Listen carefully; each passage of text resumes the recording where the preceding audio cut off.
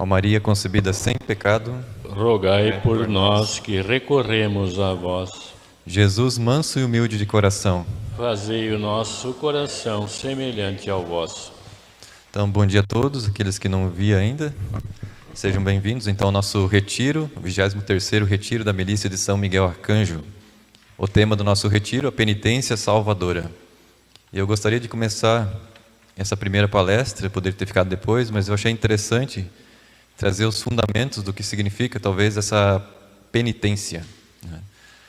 Que a gente, quando vê falar em penitência, associa logo a dor, a sofrimento, a sacrifício.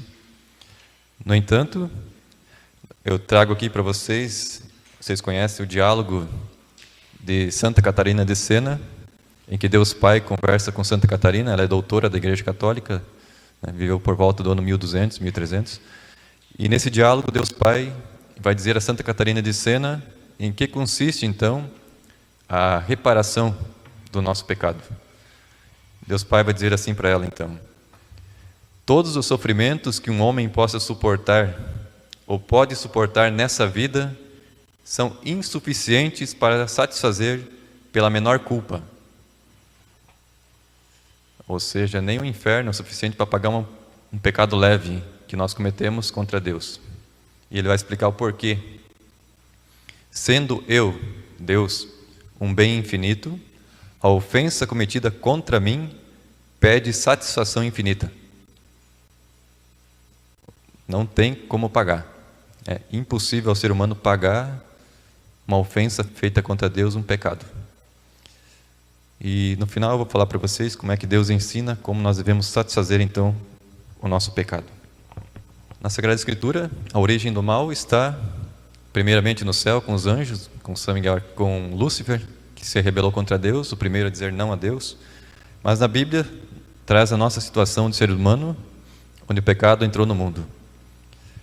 Nós vemos ali no pecado de Adão e Eva no paraíso uma atitude também de rebeldia.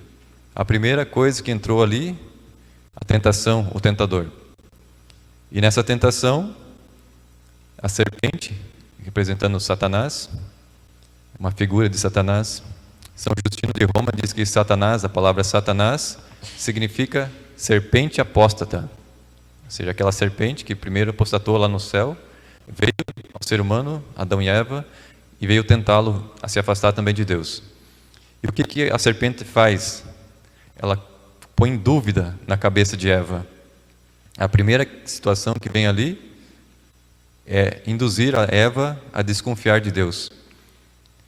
Ele vem e apresenta uma nova proposta e diz que Deus está enganando eles, Adão e Eva, que Deus não é tão bom como ele parece ser, que ele está privando o ser humano de ser Deus.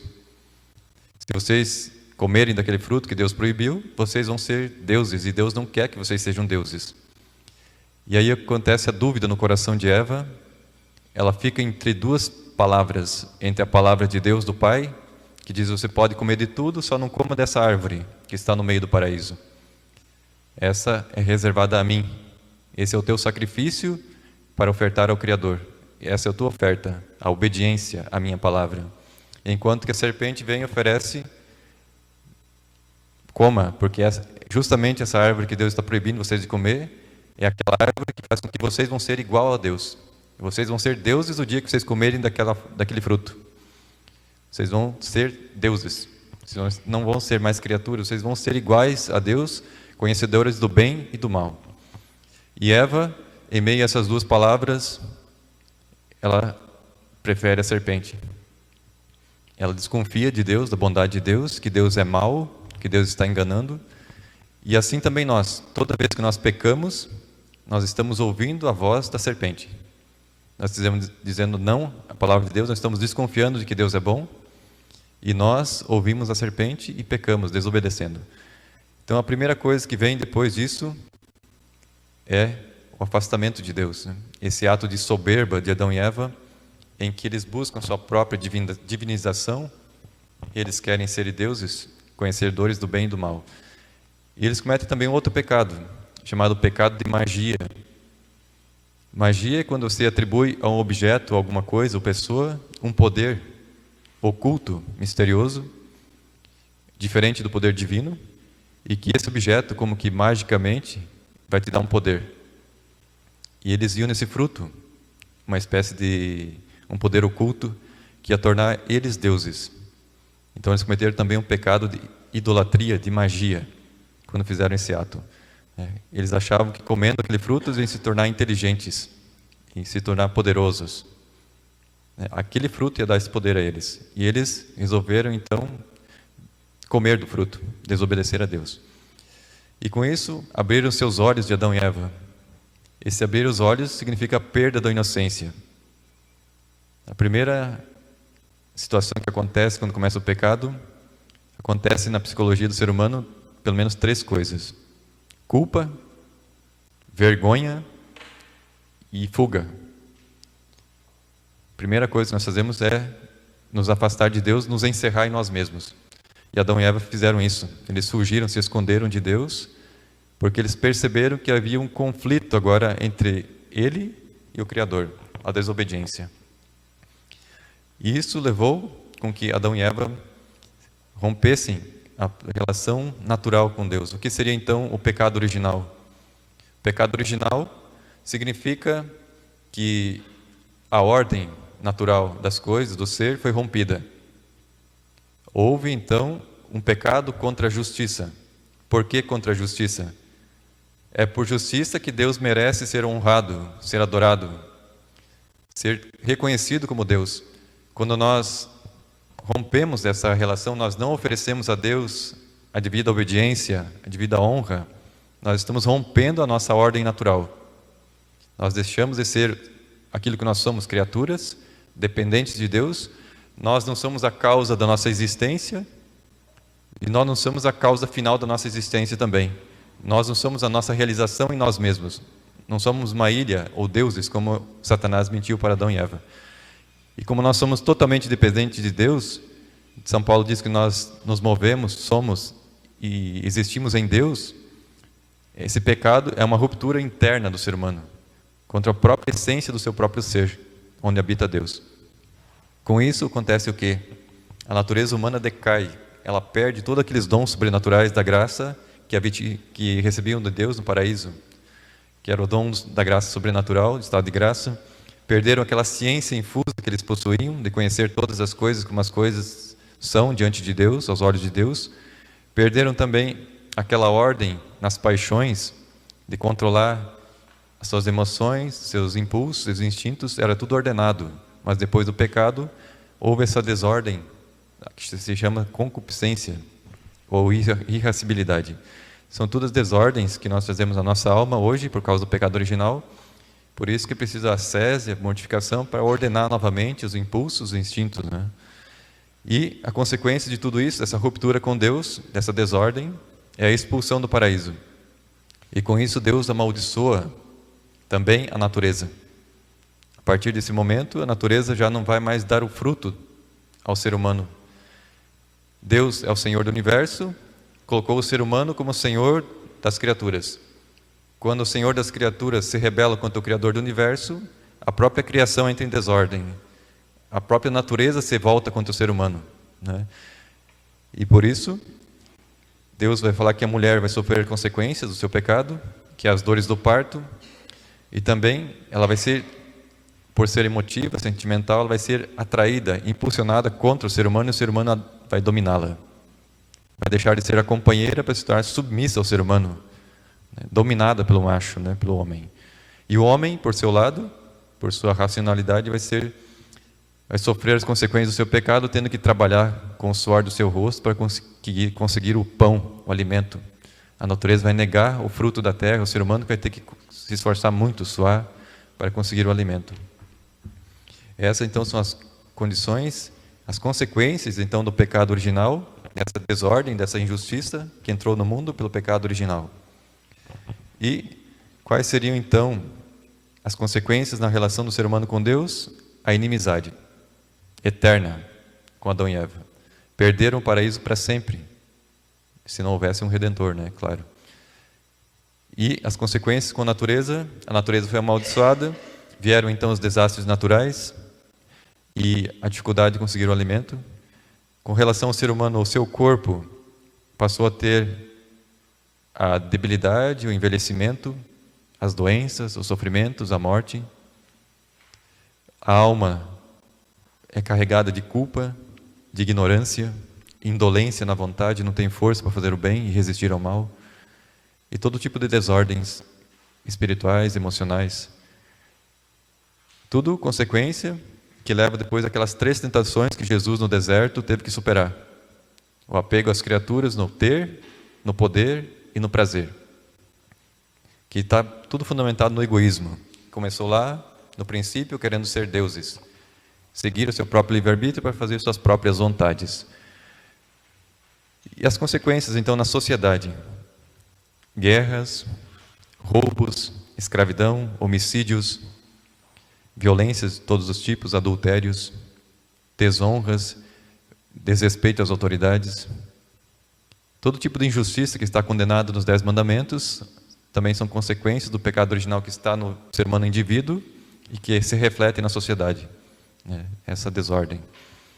E nós vamos ver então as consequências na Bíblia, seguindo. O primeiro filho de Adão e Eva, Caim, já levou a maldade ao extremo, ao ponto de sentir a inveja do seu irmão Abel e assassiná-lo. E Deus pune. Então Caim amaldiçoa Caim, a terra já não vai dar mais o alimento para Caim, ele já não vai ter um lugar para onde ficar, ele vai ter que ser nômade, vai ter que ficar andando de terra em terra. Já vem uma punição, uma forma de reparação. A gente vai perceber que o pecado, essa injustiça, exige reparação, penitência. Por isso, todas essas consequências do pecado que Deus pede para que o ser humano saia do paraíso, gostaria de dar uma analogia. Uma mãe que educa sua filha, é sua amiga, sua companheira, até os 12 anos, 13, inocente, pura. Aí chega um momento que ela vai para a escola.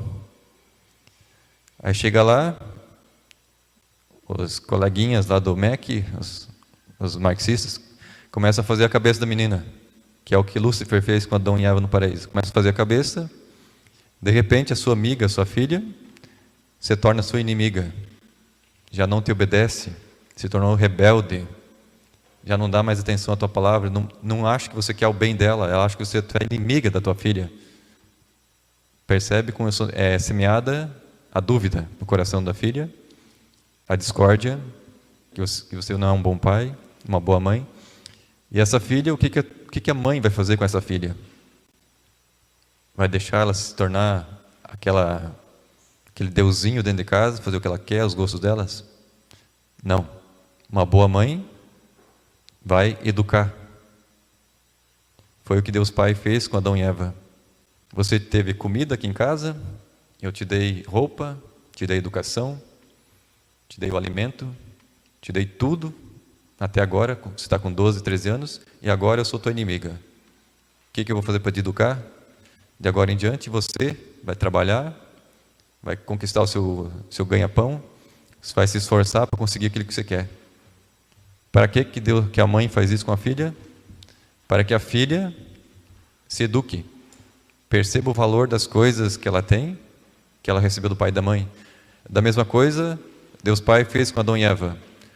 Eu dei tudo para vocês se rebelaram contra mim, agora vocês vão conquistar, vão se esforçar como forma de educação para vocês perceberem os valores das coisas que vocês perderam, saber que eu não queria o mal de vocês, mas vocês escolheram o mal por si mesmos. É uma analogia parecida que Deus fez e acontece na Bíblia. Deus dá dificuldades, permite que sofrimentos aconteçam para que nós nos eduquemos, nos corrijamos das nossas faltas. E é o que Deus Pai diz aqui para Santa Catarina de Sena, naquela sequência daquele texto que eu li para vocês no começo. Ele vai dizer assim: os males dessa existência não são punições, mas correções a filho que ofende. Assim, a satisfação se dá pelo amor, pelo arrependimento e pelo desprezo do pecado. Então, aquele sofrimento, na verdade, é uma educação, né? E Caim passou por isso, depois Noé também veio o dilúvio. São todos momentos de dor, de purificação, em que a humanidade às vezes sofre como um conjunto, mas que Deus está permitindo que aconteça para que o ser humano se volte para Ele, se corrija. Também aconteceu Sodoma e Gomorra, a destruição daquela cidade que estava entregue a todo tipo de perfeição e maldade. Depois, o próprio povo de Israel sofreu muitas penas enviadas por Deus. Eles murmuraram contra Deus no deserto e por isso passaram 40 anos peregrinando no deserto e não conseguiram chegar na terra prometida enquanto não reparassem o mal da rebeldia deles, a ingratidão. Da mesma forma, Deus tinha enviado serpentes para eles quando eles murmuraram, passaram fome, passaram sede, o calor do sol, todo tipo de intempéries no deserto. E depois, também na história de Israel, a gente vê muitas guerras, muitos exílios, que eles perderam a própria terra, a própria casa, foram ter que morar numa terra estrangeira. Tudo punições para educar esse povo que esquecia de Deus e se tornava idólatra, ia atrás de outros deuses. Depois de toda a história do que Deus fez na história deles, eles davam as costas para Deus, iam atrás de ídolos. E assim também nós, muitas vezes durante a vida, Deus nos dá tudo, a gente esquece, vai viver a nossa própria vida, nossos próprios ídolos, e Deus permite que venham doenças, muitas vezes, crise financeira, problemas na família. São todos meios que Deus permite que aconteça para que nós caia a ficha novamente e a gente volte para Deus, né? São formas de educar que Deus utiliza para nos salvar, nos resgatar. Também o rei Davi foi punido por 2 vezes. Uma vez ele quis fazer o recenseamento de Israel sem a permissão divina, e Deus puniu o pecado do rei Davi, deu 3 opções de penitência para ele, ele escolheu uma: 3 dias de peste. Muitos morreram em Israel por causa do pecado do rei. Significa que o rei é como que o pai, o cabeça de uma sociedade. Se o rei é santo, ele atrai bênção sobre o seu povo. Mas se o rei é pecador, injusto, ele atrai maldição para o seu povo. O pecado do rei acaba se tornando a maldição para o povo. Muitos morrem por causa do pecado do rei, né? Pessoas inocentes. Também, quando ele cometeu aquele adultério com a mulher de Urias, a Betsabeia, e levou à morte, ao homicídio de Urias, Deus puniu Davi com a morte do filho, para que ele se arrependesse, né? E aí ele escreveu o Salmo 50. Tende piedade, ó meu Deus, misericórdia, na imensidão do vosso amor purificai-me, lavai-me todo inteiro do pecado e apagai completamente a minha culpa. Eu reconheço toda a minha iniquidade, meu pecado está sempre em minha frente. Foi contra vós, só contra vós que eu pequei. E assim ele segue, né? Todo o Salmo 50 baseado nesse crime de Davi. E ele teve, a punição dele veio com o arrependimento e a conversão. E assim toda a história da Bíblia é baseada nessa educação de Deus, os sofrimentos causados por nossas próprias escolhas. Nós nos afastamos e por isso Deus mostra: o teu pecado tem consequências, você precisa reparar o teu pecado, né? E como é que Deus instituiu a reparação no Antigo Testamento? Pelo sacrifício de animais, pelo sacerdócio levítico. Eu pecava, levava uma ovelha, um boi no templo, e o sacerdote imolava, derramava o sangue dele. Não há expiação sem derramamento de sangue. E o que acontece no Novo Testamento também ocorre essa reparação, essa expiação do pecado pelo derramamento do sangue. No caso, não de uma ovelha, mas do Cordeiro de Deus que se fez homem. O Verbo divino, que é Jesus, se imolou, derramou o sangue dele para a expiação do pecado. A partir do momento que Jesus, que é o Cordeiro de Deus, e também o sacerdote que se imola, ali se abrem as portas novamente da reconciliação com Deus. Relembro que Deus Pai falou a Santa Catarina, que a ofensa cometida contra Deus é infinita. E, portanto, nós estamos com o céu fechado a nós e não tem como repararmos a ofensa contra Deus, porque não temos dignidade infinita. No entanto, Jesus, sendo Deus, assumindo a nossa carne humana, Ele pôde sim unir o céu e a terra, a humanidade com a divindade. Ele assumiu a nossa condição pecadora, se imolou, com sua dignidade infinita, Ele consegue reparar essa desordem, essa injustiça cometida contra Deus. E quando nós cremos em Jesus e recebemos o batismo, então o pecado original de Adão e Eva é lavado. Já não temos mais aquela dívida eterna com Deus e as portas do paraíso se abrem a nós. E quando nós, depois de batizado, cometemos nossos pecados novamente, afrontando ao Criador, aí Deus vem e oferece uma segunda tábua de salvação, que é o sacramento da penitência, que é a confissão. Com o sacramento da penitência, o sacerdote absolve nossos pecados. No entanto, o sacramento da penitência não é simplesmente uma abolição, um decreto, em que o padre diz, eu te absolvo dos teus pecados de agora em diante, zerado. O pecado é perdoado, a culpa eterna é perdoada. Você não vai mais para o inferno, porque você se arrependeu do seu pecado e confessou. No entanto, permanece a reparação a ser feita. Por isso que o padre, até no final da confissão, ele fala assim, reze um Pai Nosso, uma Ave Maria, faça um pequeno sacrifício para reparar o teu dano. Só que, mesmo essa penitência não é suficiente para reparar o nosso pecado, a nossa injustiça. Por exemplo, pecados como roubo, injustiças, dívidas, fraudes, ofensas, calúnias, são pecados perdoados, mas precisam ser reparados diretamente com o próximo. Se você difamou alguém, caluniou, você recebe o perdão no confessionário, mas a tua obrigação é sair dali, procurar todas as pessoas que você caluniou e desfazer a tua mentira. Devolver o bom nome à pessoa humilhada, caluniada.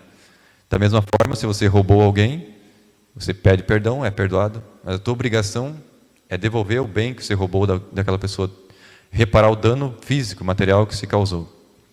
Se você está devendo salário, pede perdão, vai trabalhar e pagar o teu salário que está devendo para o teu funcionário. Então, essas questões não são um decreto como a mentalidade protestante diz que creio em Jesus, é rasgado, né? A dívida com Deus rasgada, estou salvo, pronto.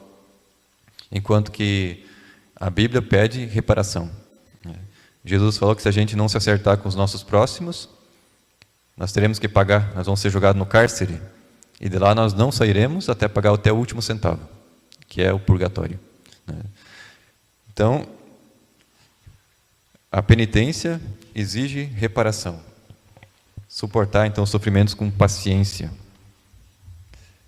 A igreja oferece as práticas, que seriam as penitências interiores e as exteriores. A interior, arrependimento, conversão, contrição, dor por ter ofendido a Deus. É a condição básica de um arrependimento para se salvar, para, de fato, se buscar a amizade com Deus, é se arrepender de ter ofendido a Deus, que é tão bom. E depois existem práticas exteriores de penitência, né?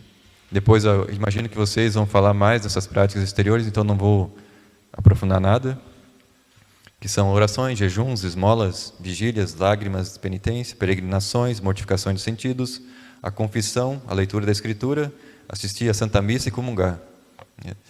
Então são todas práticas que a igreja nos oferece também para repararmos, além daquilo que o padre pede na confissão, a nossa reparação pessoal, através dessas obras de mortificação que nós realizamos. São obras agradáveis a Deus, principalmente aquelas obras que não são buscadas por nossa própria liberdade. São aqueles sofrimentos que a vida nos impõe, que a providência divina nos propõe, que você aceita com paciência. Uma enfermidade ninguém deseja, ninguém busca. No entanto, a gente fica enfermo, fica doente. Se a gente aceita esse sofrimento com resignação, com paciência e oferece a Deus esse sofrimento, ele tem um valor de reparação do nosso pecado, nossa dívida. Então, continuando aqui no Santa Catarina de Sena, Deus Pai vai falar então como ocorre essa reparação a essa pena, a esse dano que é infinito contra Deus. Aí o Pai vai dizer assim: a satisfação se dá pelo amor, pelo arrependimento e pelo desprezo do pecado. É a forma de nós repararmos o dano.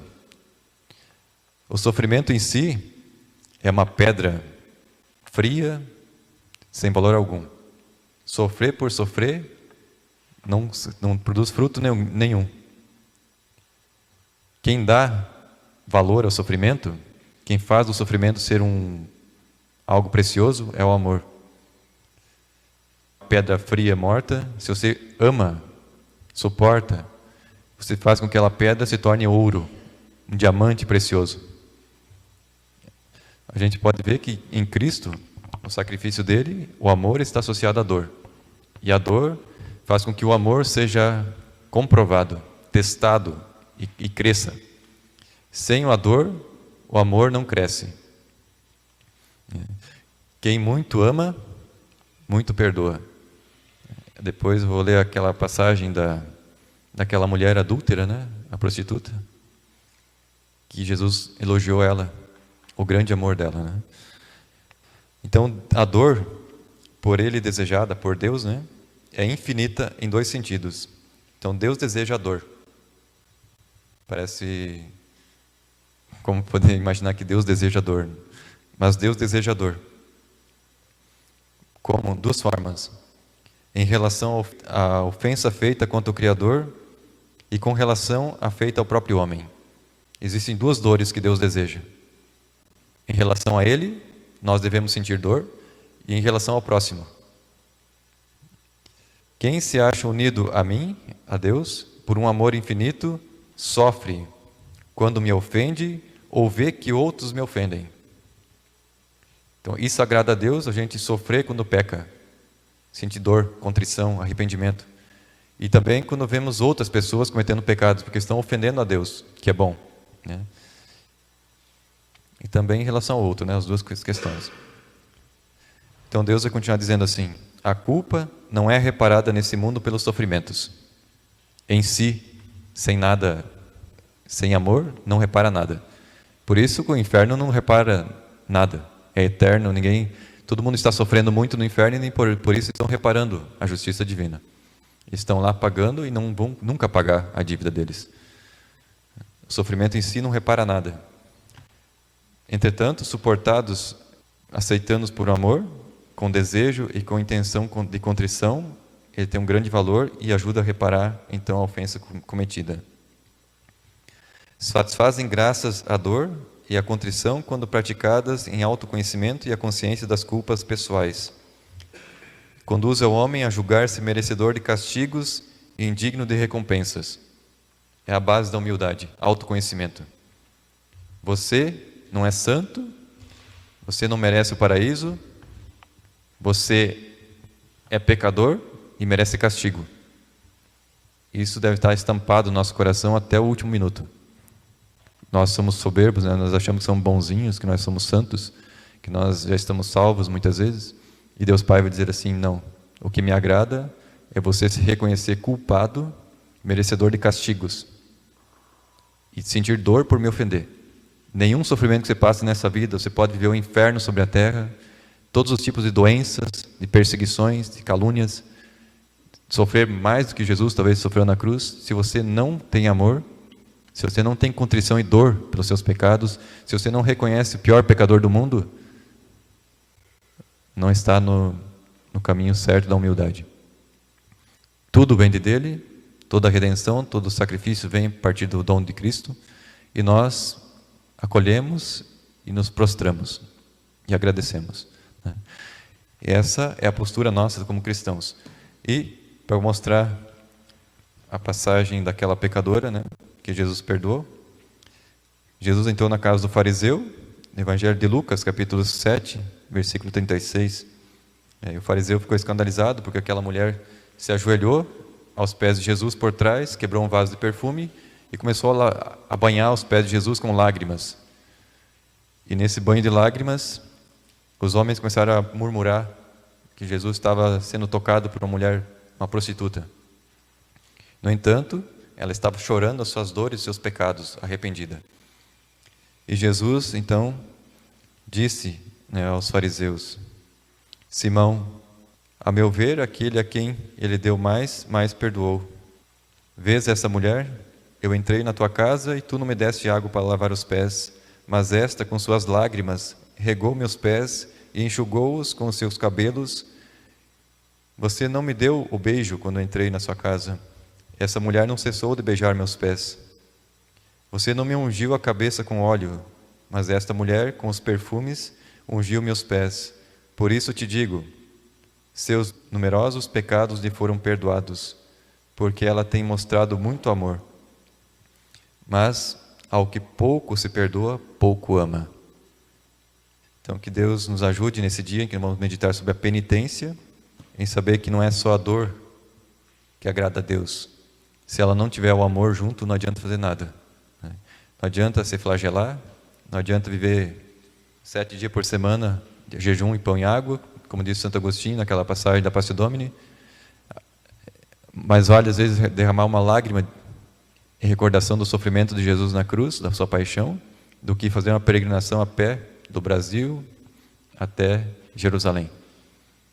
Porque é feito por amor e não simplesmente por vaidade, por vanglória, para se engrandecer espiritualmente, para se elevar. Nós não devemos elevar, nós devemos nos rebaixar. Autoconhecimento é a base para o crescimento, né? Quem quer ser grande, seja o pequeno, o menor de todos, aquele que serve a todos. E como essa mulher adúltera, prostituta, choremos nossos pecados aos pés de Jesus, e é Ele quem vai nos exaltar. Louvado seja nosso Senhor Jesus Cristo.